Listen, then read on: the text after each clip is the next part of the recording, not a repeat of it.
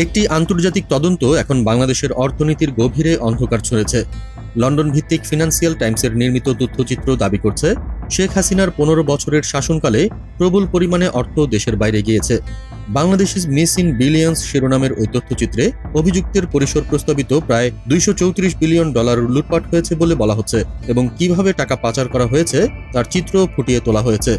তথ্যচিত্রে bank দখল, over and under invoicing এবং হাওলা নেটওয়ার্কের মতো পদ্ধতি বিশ্লেষিত হয়েছে। দারুণভাবে বর্ণিত এক অংশে বলা হয়, বহু সম্পত্তি লন্ডনে জায়গা পেয়েছে। এই বিষয়েই ব্রিটিশ কর্তৃপক্ষ ইতিমধ্যেই কয়েক শতাধিক সম্পত্তি শনাক্ত ও জব্দের কথা জানিয়েছে। এফটির রিপোর্টাররা রাজনীতিক, ব্যবসায়ী ও বিশেষজ্ঞদের সঙ্গে কথা বলে এসব দাবির প্রমাণ ও কসরত দেখান। কিন্তু এখানে স্পষ্ট রাখা জরুরি, এগুলো অভিযোগ ও অনুসন্ধানী তথ্য। দায়িত্বশীল ভূমিকা রাখা ব্যক্তিরা অনেকে সরাসরি প্রতিক্রিয়া দেননি বা প্রশ্নের জবাব দেননি। অভিযুক্ত ও অন্যান্যের পক্ষে কথা উঠে এসেছে, কেউ কেউ এসব অভিযোগ অস্বীকার করেছেন। পুনরুদ্ধারের বাস্তবতা জটিল, আইনি বাধা, বহুজাতিক তল্লাশি ও প্রমাণ সংগ্রহ সব মিলিয়ে টাকা ফেরানো কঠিন ও সময় সাপেক্ষ প্রক্রিয়া।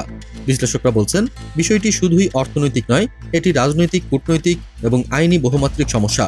যে পথে অর্থ পাচার হয় তাতে স্বচ্ছতা, আন্তর্জাতিক সহযোগিতা ও প্রাতিষ্ঠানিক জবাবদিহিতা ছাড়া তৎক্ষণাৎ ফেরত আনা সম্ভব নয়। এখন সে কথাই পরীক্ষা হবে।